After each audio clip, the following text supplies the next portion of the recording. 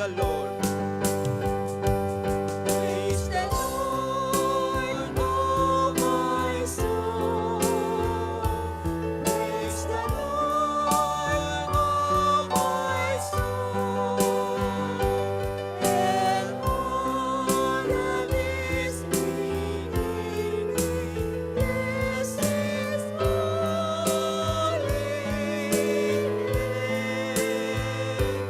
And all that is within me, praise His holy name.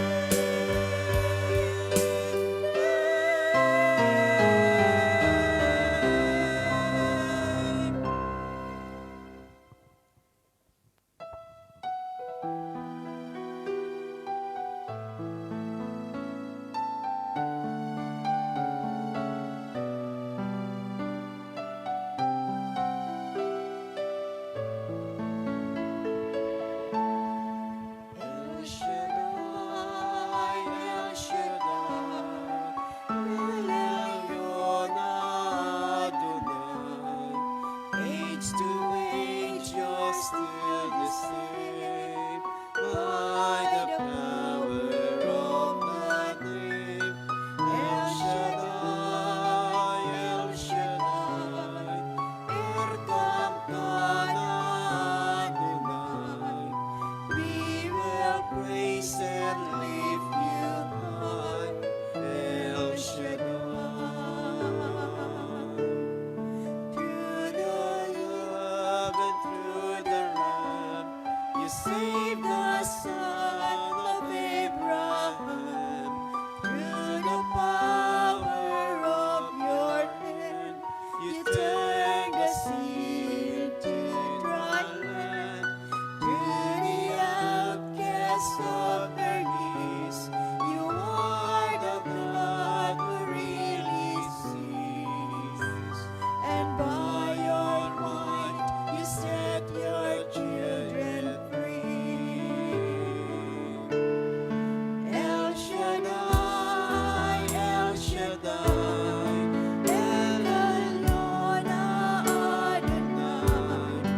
Age to age, you're still the same. By the power of that name, El Shaddai, El Shaddai, Erkamkana Adonai. We will praise and lift you high, El Shaddai.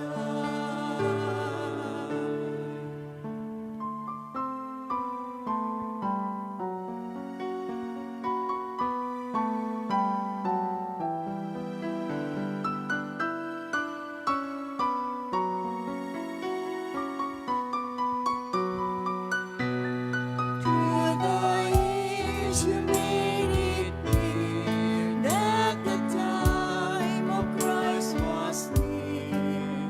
Though the people could not see what Messiah ought to be, though your voice could take the plan, they just could not understand. Your most awesome work was done through the frailty of your Son. El Shaddai, El Shaddai, El Elyon Adonai. Age to age, you're still the same. By the power of that name, El Shaddai, El Shaddai, Erkamkana Adonai.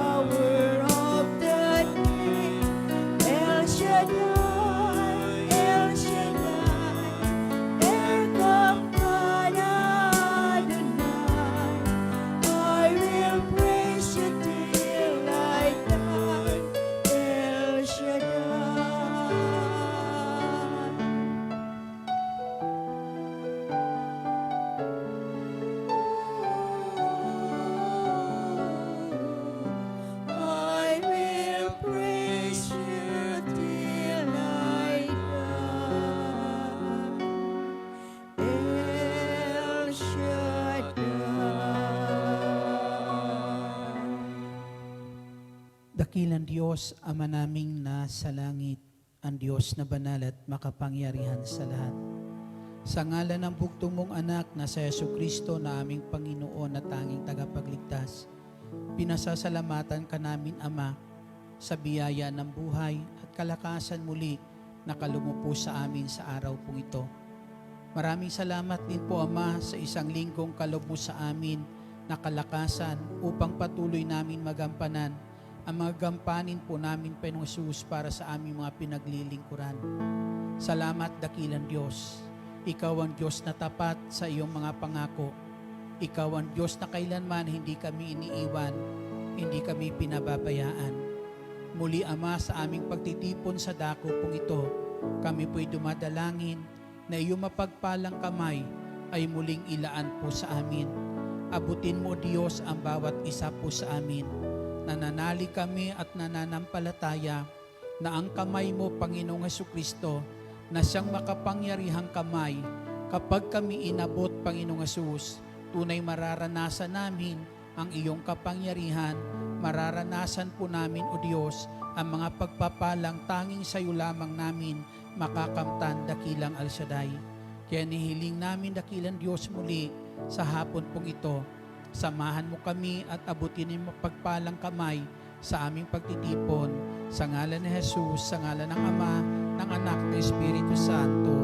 Amen. Purihin ang Panginoon.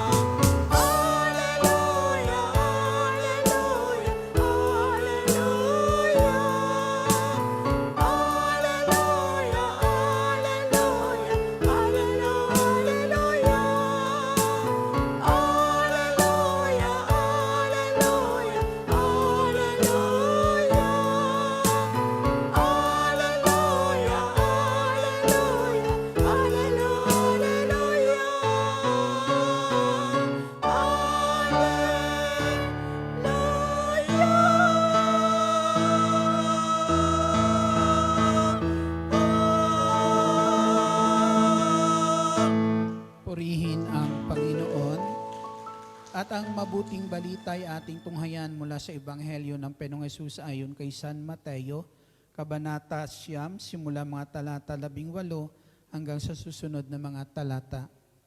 Samantalang sinasabi ni Jesus ang mga bagay na ito, may dumating na isang pinuno ng mga Hudyo, lumuhod ito sa harapan niya at ang sabi, "Kamamatay lang po ng aking anak na babae. Ngunit sumama lamang kayo sa akin at ipatong ang inyong kamay sa kanya ay mabubuhay siya." Tumindig si Jesus at sumama sa kanya, gayon din ang kanyang mga alagad. Sumunod din ang isang babaeng may 12 taon nang dinudugo. Lumapit ito sa likuran ni Jesus at hinipo ang laylayan ng kanyang damit.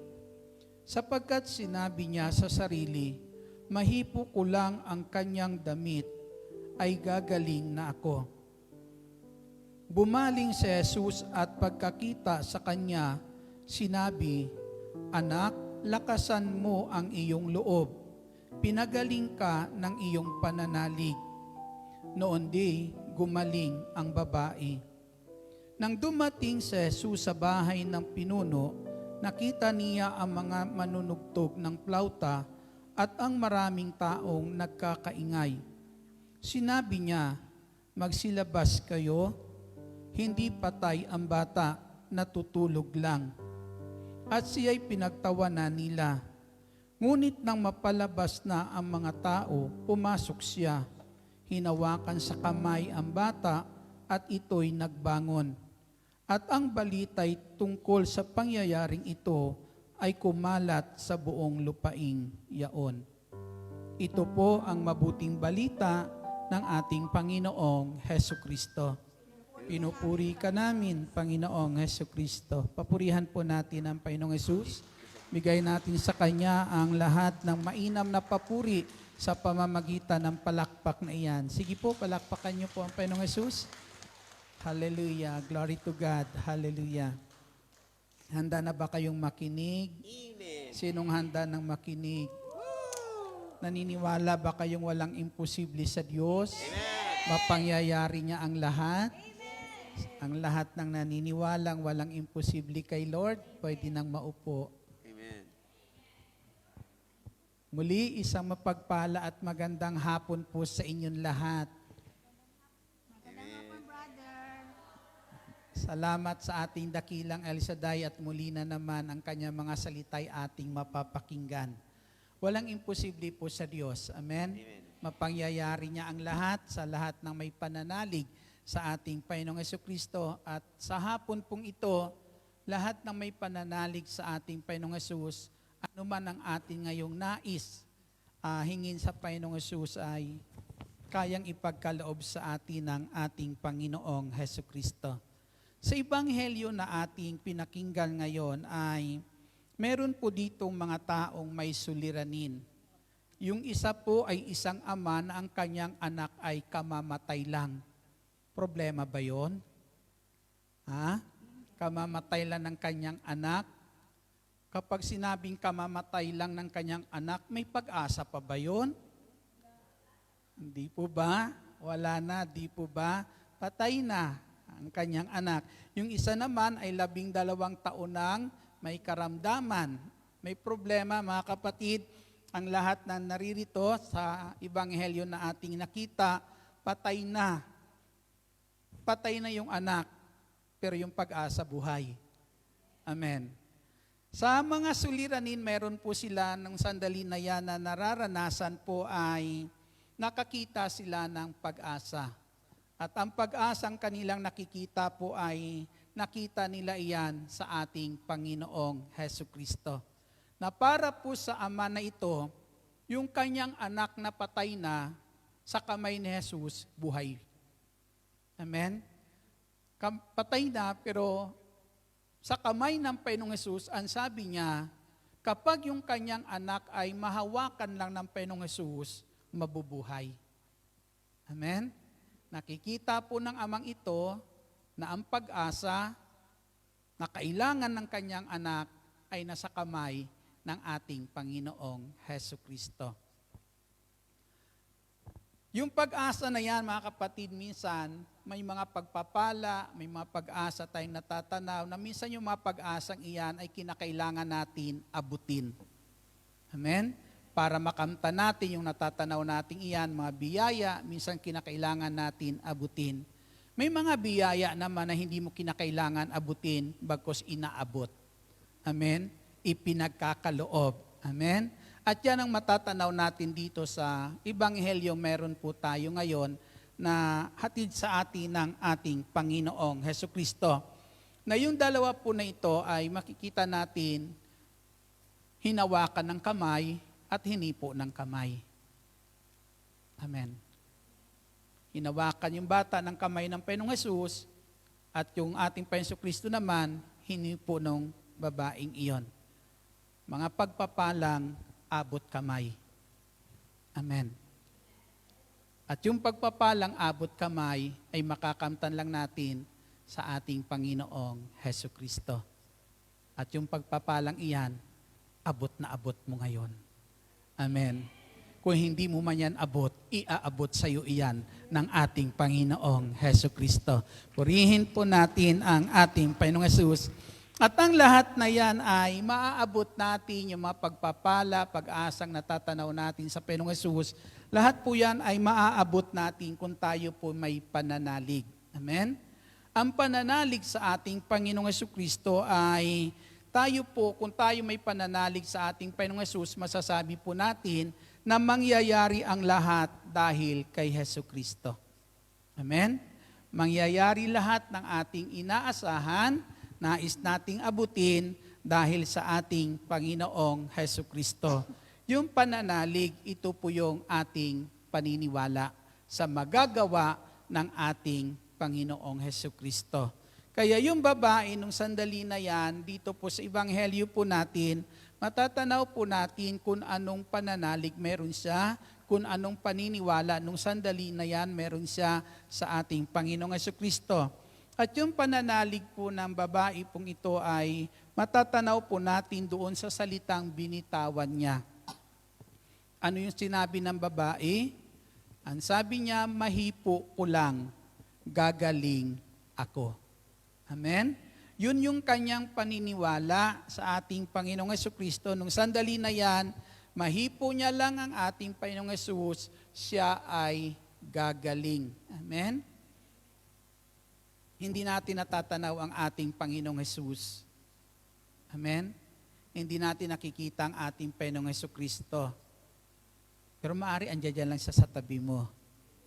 Amen? Kasi ang sabi niya, saan man may dalawa o tatlo na nagkakatipon sa kanyang pangalan, naroroon siya. Amen? Kaya mararamdaman mo siya dyan. Mararamdaman natin ang ating Panginoong Hesukristo na sa ating pagtitipon ngayon, hindi siya malayo sa atin. Kasama po natin siya. Abot natin ang Panginoong Hesus at abot tayo ng ating Panginoong Hesukristo.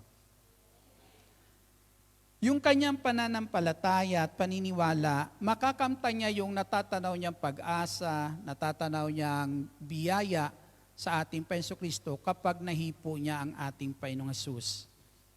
Yung pananampalatayang mayroon siya, hindi iyon makakamtan ng babaeng iyon kung wala siyang gagawin.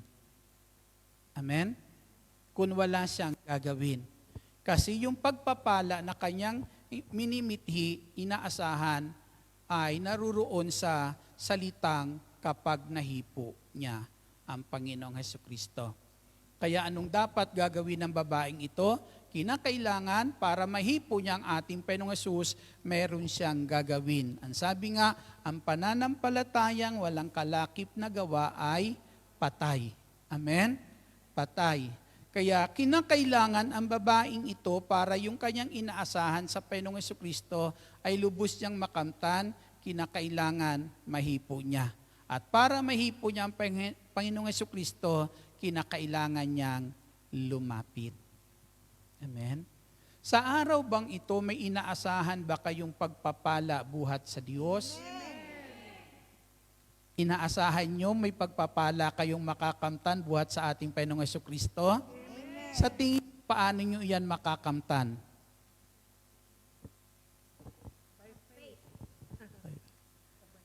Nasabi nyo kaninang umaga, may pagpapala ako ngayong araw na to sa ating Panginoong Jesucristo sa pagpunta ko sa gawain niya. Amen. Di po ba? Nasabi po natin yan na sa araw na to, dito sa gawain ng ating Panginoong Jesucristo, may pagpapala tayong makakamtan. Amen? At yung pagpapalang natatanaw natin sa ating Panginoong Jesucristo, hindi natin yan makakamit kung wala tayo ngayon dito. Amen? Pero dahil tinanaw mo na sa iyong pagdating dito, pagdalo ngayon, yung pagpapala na yan makakamtan mo, mangyayari ngayon iyan sa buhay mo. Purihin po natin ang ating Panginoong Jesucristo. Kaya kinakailangan ng babaeng iyon para mahipo niya ang ating Panginoong Jesucristo, kinakailangan niyang pagsumakitan, maabot ang ating Panginoong Jesus. Kinakailangan niyang lumapit sa ating Panginoong Jesucristo. At paano siya makakalapit? Amen? Makakalapit ka lang kung ang iyong paningin ay nakatuon sa iyong nais maabot. Amen? Kinakailangan nakatuon ang iyong paningin doon sa ating Panginoong Jesucristo. Kaya minsan, tingnan niyo po, minsan di ba, sabi natin, magsisimba ko. Pero minsan maraming hindi nakakarating ng simbahan kahit pinaplano magsimba. Amen? Kasi minsan, naibabaling yung kanyang paningin, wala sa iba at hindi sa simbahan. Amen? Kaya kung saan naibaling yung paningin, doon yung tungo natin. Amen? Pero dito, tiyak na kung saan ang ating Panginoong Jesucristo nung sandali na yan, tiyak na malalapitan ng babae pong ito dahil ang kanyang paningin ay nakatuon sa ating Panginoong Jesucristo. Si Pedro po, alam po natin na si Pedro po ay lumakad sa ibabaw ng tubig. Amen? Lumakad si Pedro sa ibabaw ng tubig. Na kung saan ang problema nung oras na iyan ni Pedro ay kung paano lumakad sa ibabaw ng tubig. Problema yon, di po ba? Yun ang isang malaking problema kung paano siya lalakad sa ibabaw ng tubig. Subalit nung sandali po na yon, mga kapatid, inalis po ni Pedro ang kanyang paningin doon sa problema. Inalis niya yung kanyang paningin sa problema at saan niya itinuon yung kanyang paningin? Kay Jesucristo. Amen? Itinuon niya yung kanyang paningin doon sa ating Panginoong Jesucristo. Hindi niya itinuon doon sa problema yung kanyang paningin. Kapag yung ating paningin ay inalis natin doon sa problema na ating natatanaw at ituon natin ang ating paningin doon sa ating Panginoong Jesucristo, ang makikita po natin, mga kapatid, ay ang magagawa ni Kristo. Ang magagawa ng Panginoong Hesus ang ating matatanaw sa buhay po natin, hindi yung magagawa ng problema. Kaya para makita mo nung sandali na yan, si Pedro nung sandali na yan ay nakakalapit sa ating Panginoong Jesucristo, nakakalakad sa ibabaw ng tubig, hindi dahil po sa kanyang magagawa, kundi dahil doon sa magagawa ng ating Panginoong Jesucristo, habang ang kanyang pananaw, paningin ay nakatuon sa ating Panginoong Hesus at tinatanaw kung ano ang magagawa ni Kristo sa suliranin na kanyang kinakaharap ng oras po na iyon. Kaya, yung problemang mayroon si Pedro, mga kapatid, ay nagiging daan para sa makalapit sa ating Panginoon. Amen? Yung problema, nung sandali na yan, mayroon si Pedro po, ay problemang linalakaran niya para makalapit siya sa ating Panginoon. Amen?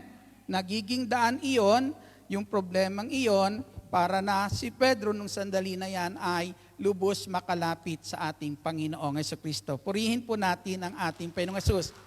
Habang nakatingin si Pedro sa magagawa ng ating Panginoong Hesus, lumalakas yung kanyang loob. Amen?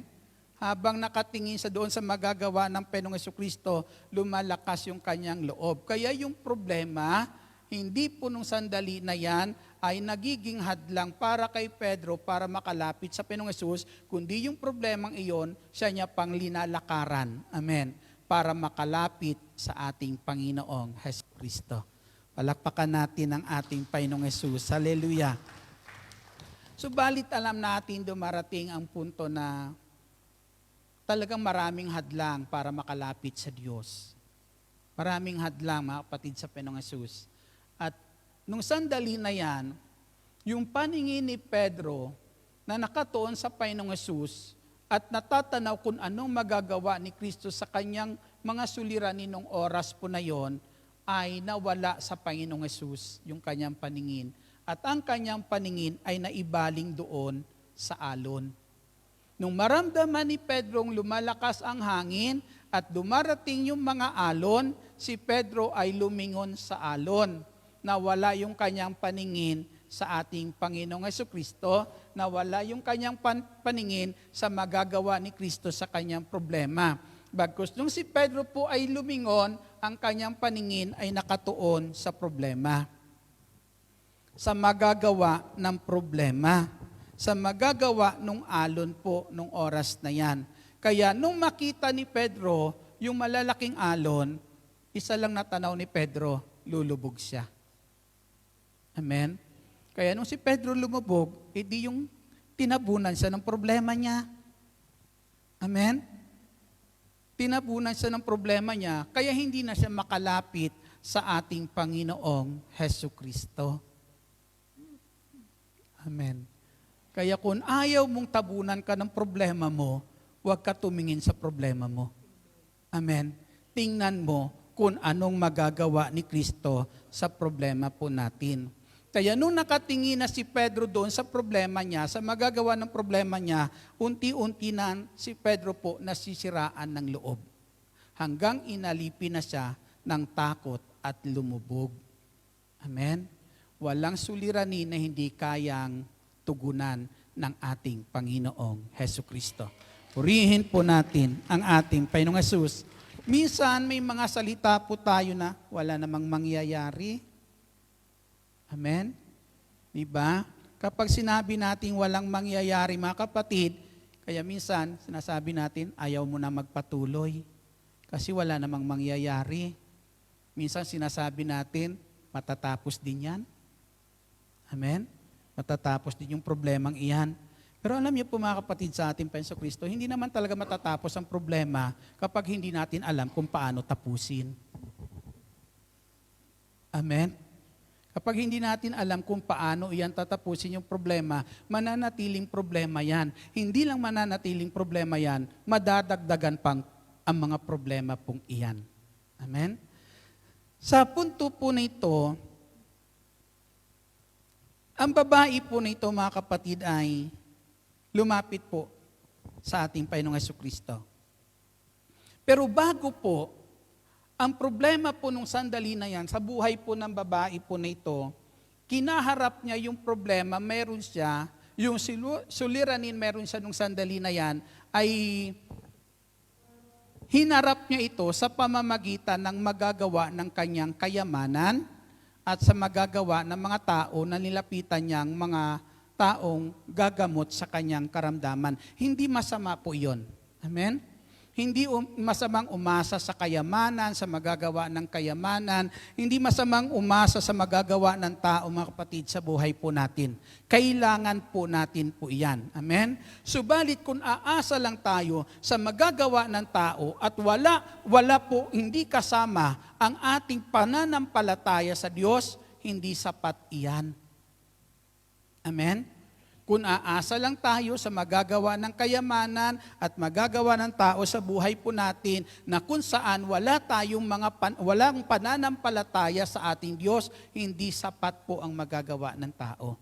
Kaya ang sabi po dito, ayon po sa Ebanghelyo ni San Marcos, katulad po ng babaeng ito, ang sabi po diyan, sa po'y may lubhang karamdaman at naubos na sa pagpapagamot ang kanyang kayamanan, at hindi siya gumaling bagkos lalong lumubha. Lumaki yung problema. Paano lumaki yung problema ng babae? Lumubha yung karamdaman, wala pang pampagamot na. Naubos na. Di po ba? Lalong problema po iyon. Amen? Kasi minsan, mga kapatid sa Panginoong Hesus, lumulubha lalo yung problema kapag inaasa lang natin sa magagawa ng mga bagay meron sa mundo pong ito. Hindi po sapat iyan. Amen? Ang kaya lang pumuno sa lahat ng ating suliranin para po mabigyan po iyan ng katugunan, walang iba kundi ang ating Panginoong Hesukristo. Purihin po natin ang ating Panginoong Hesukristo, na ang Panginoong Hesus lamang ang isa po na kung saan may taglay na kapangyarihan para po yung ating mga suliranin ay matapos po iyan. Kaya nung ginawa po dito ng babae nung sandali pong iyan, minsan mga kapatid sa Panginoong Hesukristo, nung ang babae nung sandali yan maubusan na ng magagawa sa kanyang buhay, ay yung kanyang kayamanan wala na, ubus na, nawawala na rin siyang pag-asa. Amen. Pero nakakita siya ng pag-asa sa Panginoong Hesukristo. Pero minsan, mga kapatid sa Panginoong Hesus, kahit may natatanaw tayong pag-asa sa Panginoong Hesus, minsan maraming hadlang. Amen? Halimbawa na lang, si Pedro po lumubog. Amen? Yung paglubog ni Pedro na yon, hindi na siya pwedeng magpatuloy. Amen? Pero minsan, tulad ng babae pong ito, ano ang nagpalakas sa babae para siya patuloy na lumapit sa Panginoong Hesus sa kabilang mahina na siya? Minsan marami tayong natatanaw sa buhay po natin na hadlang para sa paglapit sa Panginoong Hesus. Minsan yung babae pwede nang tanawin, may karamdaman ako, mahina na ako. Paano pa ako makakalapit dyan? Amen? Minsan, may nararamdaman tayo. Amen? Minsan yung pakiramdam natin, minsan na hindi mabuti. Pinakikiramdaman natin, kaya ginagamit nating dahilan, hindi muna ako makadalo ngayon sa gawain.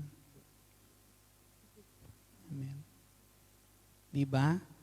Habang tinitingnan mo yung nararamdaman mo na yun na hindi maganda, hindi mabuti, minsan nawawalan ka ng lakas ng loob para lumapit kay Lord. Pero minsan, meron ulit nagpapalakas sa atin na minsan kapag yung ating paningin ay nawawala sa Panginoong Hesus, napupunta doon sa mga suliranin sa buhay po natin, kaya hindi tayo nakakapagpatuloy. Pero minsan meron pang isang nagpapalakas sa atin para makapagpatuloy. Ituon mo yung pandinig mo kay Jesus. Amen. Palakpakan natin ang ating Panginoong Kristo. Ang babae po na ito, ayon sa Ebanghelyo ni San Marcos, kaya po siya nagpatuloy na lumapit sa Panginoong Jesucristo nung sandali na yan, kahit hinang-hina na po siya dahil sa kanyang mga narinig tungkol kay Jesus. Dahil sa kanyang mga narinig sa ating tungkol sa ating Panginoong Jesucristo. May narinig na ba kayo tungkol sa Panginoong Jesus na nagpapalakas ng inyong loob? Ano yung narinig nyo? Kung marinig mo lang na si Kristo'y muling nabuhay, aywan ko lang kung panghihinaan ka ng loob. Amen? Kasi kapag narinig mo at pinaniniwalaan mo na ang ating Panginoong Jesucristo ay muling nabuhay, matatanaw mo talaga na lahat ng kanyang pangako ay magagawa niya sa buhay natin. Purihin po natin ang ating Panginoong Jesucristo, na itong dapat din isa sa pagtuunan po natin ng pananaw natin sa buhay po natin, na ang ating Panginoong Hesukristo ay hindi patay, buhay po siya. Amen? Buhay ang ating Diyos. Kaya ang kanyang pangako, dahil siya'y buhay, lahat ng pangako niya, magagawa niya sa buhay po natin. Hindi niya pwedeng sabihin, lumapit kayo sa akin. Di ba? Minsan ang paanyaya ng Panginoong Hesus kapag tayo na pinanghihinaan minsan, kapag nakatuon na tayo sa ating paningin sa mga suliranin natin, maririnig mo yung salita ni Jesucristo na nagsasabi, lumapit kayo sa akin. Halika anak, lumapit ka sa akin. Di ba yung salita na yan, nagpapalakas po ng loob po natin. Subalit higit na lalakas ang loob mo kung alam mo yung nagtatawag sa iyo na lumapit, na kung saan tutulungan kanya sa lahat ng inyong mga pasanin sa buhay, ay isang buhay na Diyos. Amen? Isang buhay na Diyos.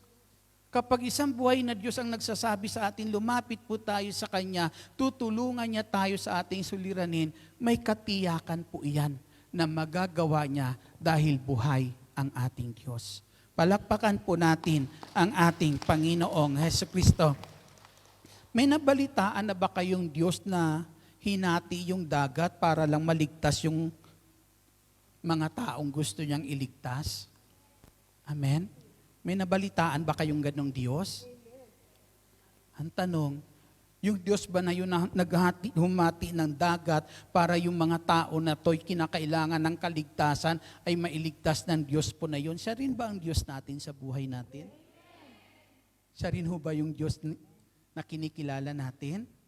Kung siya pa rin ang Diyos na kinikilala natin, isa lang ibig sabihin yan, kapatid, kaya niyang gawin kung anong kahilingan mo ngayon. Purihin po natin ang ating Panginoong Jesucristo. Malakas na papuri po sa Panginoong Hesus. Kaya sinikap ng babaeng maabot ang ating Panginoong Jesucristo. Amen? Para na yung kanyang inaasahang pag-asa, biyaya sa ating Panginoong Hesus ay makamtan po ng babae pong ito. Pangalawa po mga kapatid, dito po, yung anak po ng pinuno na yun, patay. Amen? Patay. Dahil patay, hindi naman pwedeng lumapit kay Lord. Amen? Para maabot ang ating Panginoong Jesucristo. Dahil patay siya at ang pag-asa ng batang ito na kung saan namatay na ay nasa kamay ng ating Panginoong Jesucristo, kinakailangan yung batang ito maabot ng kamay ng Panginoong Jesus. Amen? Para yung pag-asang natatanaw doon sa ating Panginoong Jesucristo, na mahipo lang ng Panginoong Jesus, mahawakan lang ng Panginoong Jesucristo, ang bata po nito, siya ay mabubuhay. Amen? Nandoon. Kaya kinakailangan yung kamay na ito ay makarating sa batang iyon. Amen. Paano nakarating yung kamay na iyon? Dahil merong isang ama na kung saan nananalig sa ating Panginoong Jesucristo. Purihin po natin ang ating Panginoong Hesus na sa pamamagitan ng pananalig ng amang ito sa ating Panginoong Jesucristo, mayroon pong ama na nagdala sa ating Panginoong Jesucristo sa kanilang tahanan. Amen? Upang yung kanyang anak nung sandali po na yon ay maabot ng kamay ng ating Panginoong Jesucristo. Amen? Kanina sinasabi po ni Father po, may mission po tayo. Amen? At ang ating mission po, walang iba kundi dalhin ang ating Panginoong Jesucristo.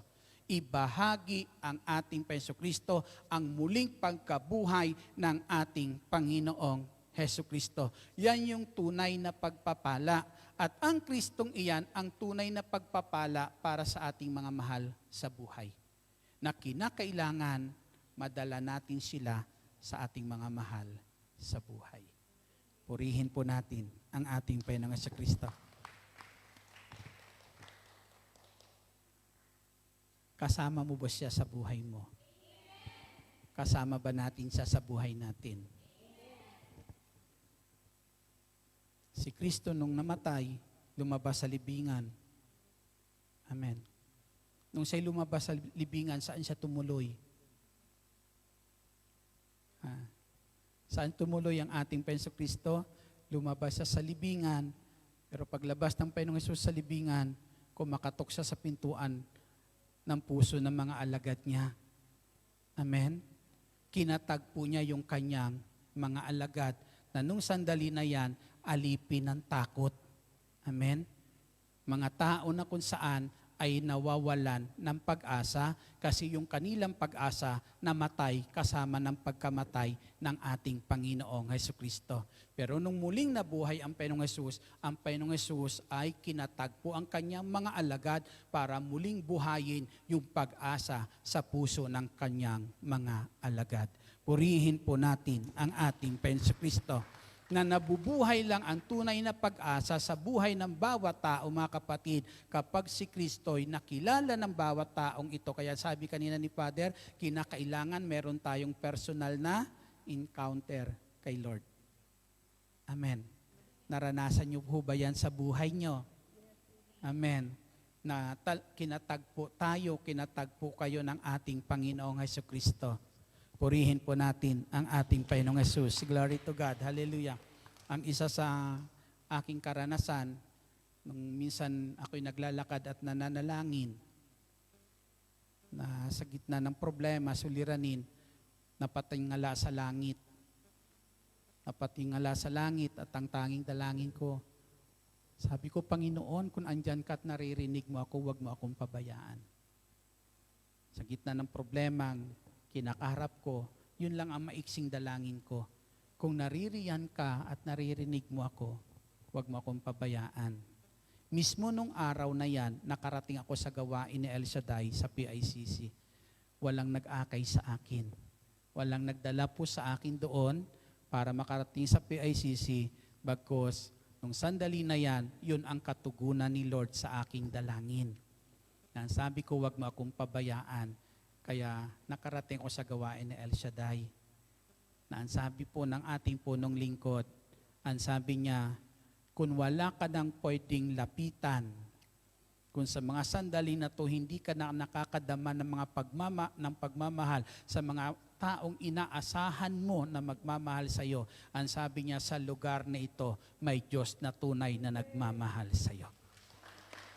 May Diyos na iwan ka man ng mga taong inaasahan mo, pero dito sa lugar na to, may Diyos na hindi ka iiwan kailanman.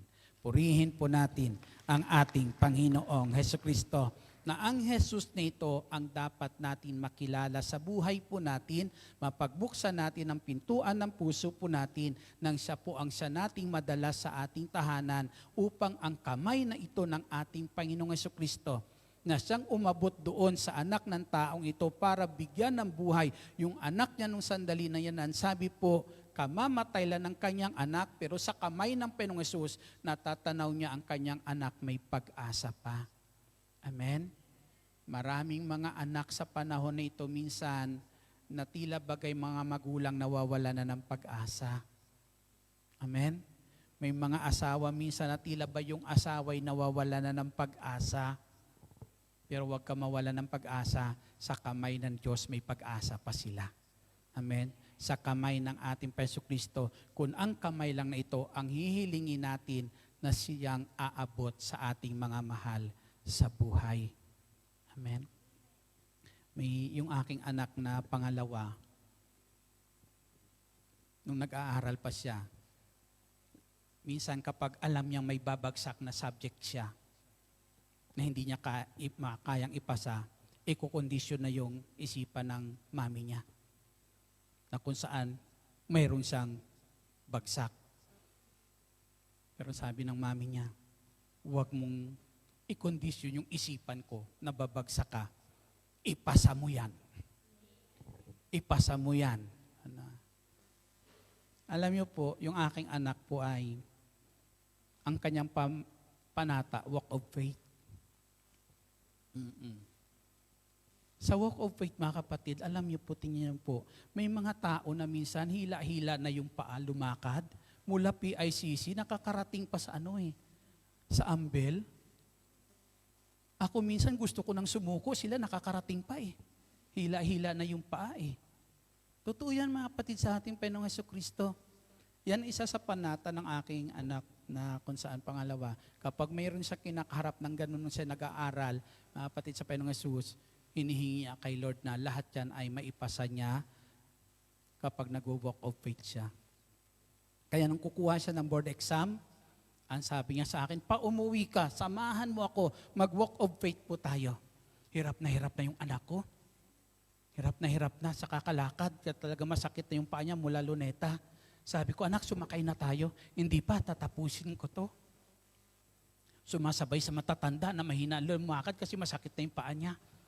No, iniiwan namin siya ng kapatid niya. Pero sabi ko, anak, sakay na lang tayo. Sabi, hindi pa, tatapusin ko to. Natapos niya rin. Kasi kukuha siya ng board exam. Ang sabi niya, ito yung aking dalangin. Pumasa sa board exam. Sa biyaya ng Lord, pumasa. Isang take lang, pasado siya. Architect. Purihin po natin ang ating Jesucristo. Sa biyaya po iyan ng ating Jesucristo na kung saan, mga kapatid, sa ating Jesus, ang ikinakatuwa ko nung sandali po na yan, natuto siyang kumilala sa Diyos. Natuto siyang tanawin ang magagawa ng Diyos sa kanyang buhay na ang hindi niya magagawa, may Diyos na kung saan makakatulong, makakagawa para sa kanya. Purihin po natin ang ating Hesus Kristo at ito yung kamay na nais po ng ating Hesus Kristo, lagi nating dalhin sa ating mga mahal sa buhay. Yung hindi mo kaya at hindi mo kayang ibigay sa kanila, may Diyos, may kamay ng Diyos na handang ipagkaloob sa kanila. Tumayo po tayong lahat.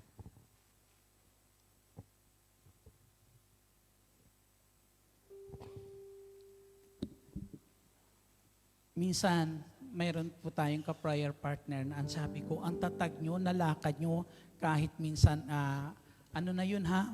May paralitiko na po yun, pero nakarating sa ambel.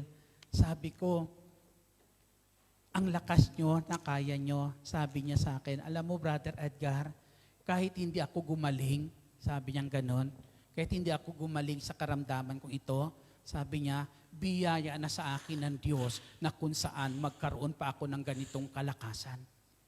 Amen. Biyaya pa ito sa akin ng ating Diyos na patuloy pa ako magkaroon ng ganitong kalakasan. Amen. Mga kapatid, sa ating Panginoong Hesus, sapat ang tulong ng Diyos sa ating mga pangangailangan. Yuko natin ang ating ulo, pikit natin ang ating mata.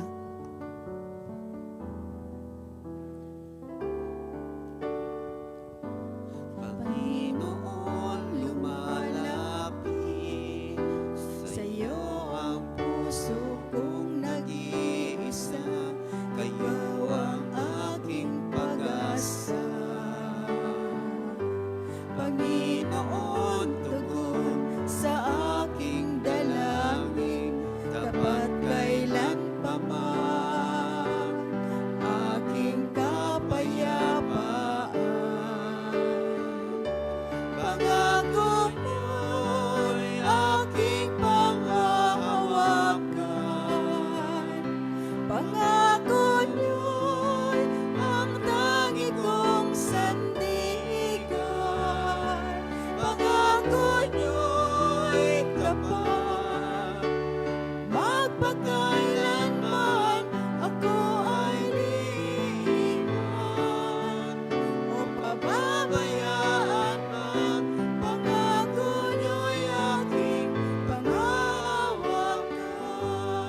Hingin mo ang kamay ng Diyos ngayon na abutin ang iyong mga mahal sa buhay na nais mong ihingi ng tulong sa ating Panginoong Hesus Kristo. Panginoon, lumalapit sa'yo ang puso kong nag-iisa.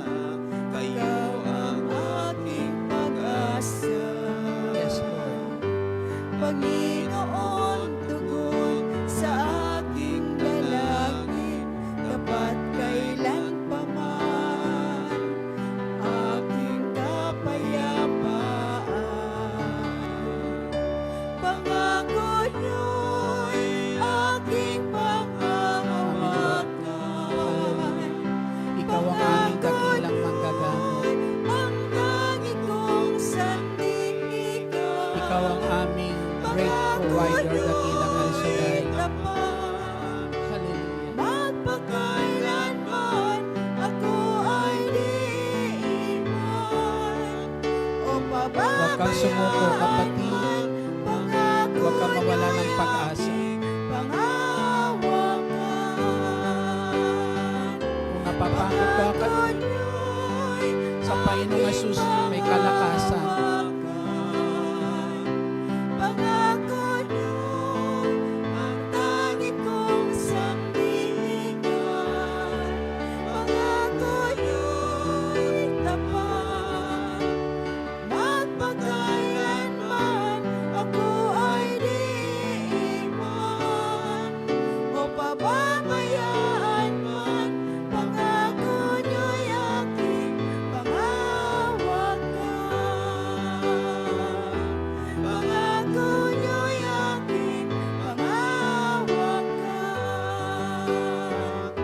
Pangako niyo'y aking panghahawakan. Panginoong Hesus, ayon po sa inyong mga salita, Ipagkatiwala namin sa iyo ang aming mga kabalisahan sapagkat ikaw ang Diyos na kumukupkop sa amin. Batid mo, Ama, ang mga kabigatan na nararanasan po namin. Ang nararanasan ng bawat isang narito, Ama, ang kabigatan lamang, Panginoong Hesus, na mapalayo sa mga mahal sa buhay. Isang tiisin, O Diyos, isang kabigatan minsan sa damdamin na nararanasan, O Diyos, ng iyong mga anak dito sa Hong Kong, dakilang Ama. Subalit dalangin namin, dakilang Diyos, yung mga suliranin po nito, Diyos, mga kalungkutan na minsan naming nararanasan, inihiling namin, dakilang Ama, aliwin mo po kami. Aliwin mo kami, Panginoong Hesus. Pawiin mo yung mga kalungkutan na aming nararanasan. At patuloy, dakilang Diyos, na ipadama mo sa amin ang haplos ng iyong pagmamahal. Pagmamahal na pinaghuhugutan namin ng lakas habang kami naririto. Pagmamahal na patuloy, O Diyos, nagbibigay sa amin ng pag-asa na anumang aming paghihirap meron dito para sa aming mga mahal sa buhay, ay gagantimpalaan mo, O Diyos, na magandang buhay para po sa kanila. Gagantimpalaan mo ang magandang kinabukasan para sa kanila, Panginoong Hesus. Kung paano mo, Panginoong Hesus, inabot ng iyong kamay ang anak po ng pinuno na iyon, na buong pusong nananalig na ang kanyang anak na namatay ay may buhay sa iyong mga kamay. Ang kamay na yan, Ama, hinihiling namin, iabot mo ngayon sa mga mahal sa buhay ng aking mga kapatid. Sa mga mahal sa buhay nila na kanila ngayon, O Diyos, inilalapit po sa iyo. Yung kanilang mga mahal sa buhay na ipinagkakatiwala sa kamay mo, Panginoong Hesus, patuloy mong ingatan, Panginoong Hesus. Patuloy mong ilayo sa masama, sa kapahamakan, at patuloy, Amang, dalhin sila sa isang matuwid na pamumuhay, na patuloy maranasan, O Diyos, ang mga pagpapalang iyong ipinangako, Panginoong Hesus. Ingatan mo yung pagpalang kamay, O Diyos, ang kanilang mga mahal sa buhay habang sila'y naririto sa bansang ito, Diyos. Hinihiling ko, dakilang Ama, kung paano ka inabot ng babae pong iyon na may karamdaman na sa oras na ikaw ay kanyang mahipo, Panginoong Hesus, siya ay gagaling. Hinihiling ko, dakilang Alisaday, sa mga sandali po nito. Alam po namin, Panginoong Hesus, ng aming pagparito sa mga sandali po nito, ito po ay umaabot ng puso mo, Panginoong Hesus. Nararamdaman ng puso mo, Panginoong Hesus, ang bawat isang naririto ngayon, Panginoong Hesus. Kagalakan ng puso mo, Panginoong Hesus, na ang bawat isa sa amin sa mga sandali nito ay makalapit, O Diyos, sa iyong presensya, makalapit sa trono ng iyong biyaya at habag. At hiniling ko, dakilang Diyos, kung paano naabot ang puso mo ngayon ng bawat isang naririto, O Diyos, na nagbibigay lugod sa iyo, Panginoong Jesucristo, sa pangitan, O Diyos, na nakikita mo kami dito sa banal mong gawain, ipagkaloob mo, Amang, kanilang kahilingan. Anumang kanilang kahilingan habang sila naririto sa Hong Kong, dakilang Diyos, sa lugar pong ito, ipagkaloob mo sa kanila, dakilang Alisaday. Dalangin ko po, huwag sila magkulang ng anumang pangangailangan nila habang naririto sila, Panginoong Hesus. Ipagkaloob mo mabubuting bagay na kanilang kailangan araw-araw. Higit sa lahat, ang magandang kalusugan at kalakasan. Dakilang Ama naming nasa langit, hiniling ko po ang iyong kamay kamay na manatiling may hawak ng kanilang buhay. Pagpalain mo, Ama, ang kanilang pinaglilingkuran at ang kanilang ginagawang paglilingkod. Dalangin namin, dakilang Diyos, ay magiging pagpapala sa kanilang pinaglilingkuran, maging kanilang pinaglilingkuran.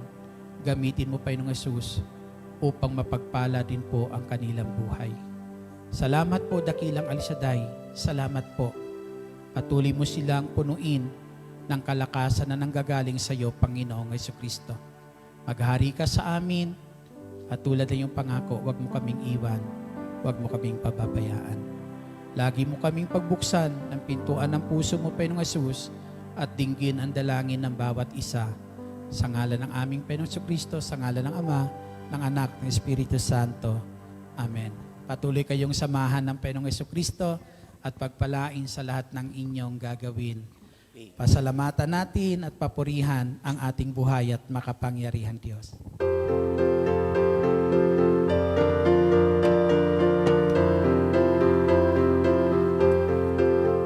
Salamat sa Diyos na tapat. Salamat sa Kanyang ina. Salamat, ibinigay niya si Jesu Kristo. Salamat sa Diyos na tapat. Salamat sa Kanyang ina. Salamat, ibinigay niya si Jesu Kristo. At ngayon, ang mahina'y lalakas, ang duka ay mayabang, nang dahil sa mga gawa ng Diyos. At ngayon, ang mahina'y lalakas, ang duka ay mayabang, nang dahil sa mga gawa ng Diyos. Salamat, salamat, salamat. Ating pong dasalin ngayon ang Salmo 91, awit ng pagtitiwala sa Diyos. Sa ngalan ng Ama, ng Anak, ng Espiritu Santo. Amen. Siyang naghahangad ng pagkopkop ng kataas-taasan at nananatili sa kalinga ng iyong kapangyarihan. Makapagsasabi sa Kanya, Panginoon, mungot ka't tahanan. Ikaw ang aking Diyos, ang Diyos na tangi kong pinagtiwalaan. Ika'y ililigtas niya sa panganib sa umang nabitag. At kahit anumang mabigat na salot, di ka magdaranas. Lulukubin niya sa lilim ng kanyang malabay na pakpak. Sa kalinga niya ay natitiyak mo na ikaw ay ligtas. Iingatan niya at ipagsasanggalang sapagkat siya'y tapat. Pagsapit ng gabi, di ka matatakot sa anumang bagay. Maging sa gagawing biglaang paglusob pagsapit ng araw. Ni sa anumang darating na salot pagkagat ng dilim. Di ka matatakot sa kasamaan mang araw kung dumating. Kahit na mabuwal sa iyong harapan ang 1,000 tao, sa iyong paligid ang bilang ng matay 10,000. Di ka matatakot at natitiyak mong di ka maaano. Ika'y nagmamasida sa panunood, ika'y mamamasdan. Yaong masasama ay nakikita mong pinarurusahan. Sapagkat si Yahweh ang iyong ginawang tagapagsanggalang. At ang pinili mong mag-iingat sa iyo'y kataas-taasan. Di mo aabuting ika'y mapahamak. Walang darating kahit anong uri ng paghihirap sa iyong tahanan. Susuguin niya ang maraming anghel, siya'y susubaybay. Kahit sa ang dako, ika'y maparoon, tiyak iingatan. Sa kaniyang palad ay tatayo ka't sila'y magtataas, nang hindi masaktan ang mga paa mo sa batong matalas. Kahit ang tapakan mo ay mga leon, ahas na mabagsik. Di ka maano sa mga serpienteng leong mababangis. Ang sabi ng Diyos, aking ililigtas ang tapat sa akin, at iingatan ko ang sinumang taong ako'y kikilanlin. Pag siya'y tumawag, laging handa ako na sila'y pakinggan. Aking sasamahan at kung may lahil ay sasaklolohan. Aking ililigtas at ang bawat isa ay pararangalan. Sila'y bibigyan ko't gagantipalaan ng mahabang buhay at nakatitiyak na ang tatamuhin nila'y kaligtasan. Maaring ipiit ko ang langit at hindi pumatak ang ulan. Maaring magpadala ako ng mga bala upang salantain ang lupaing ito. Maaring pagkalaganapin ko sa aking bayan ng salot, ngunit sa sandaling ang bayang ito na aking pinili ay mapagkumbaba, manalangin, hanapin at talikdan ang kanilang kasamaan. Diringgin ko sila at patatawarin ko sila. Ibabalik ko sa kanilang lupain ang katiwasayan at kasaganahan. Ito ang salita ng Diyos. Salamat sa Diyos. Sa ngalan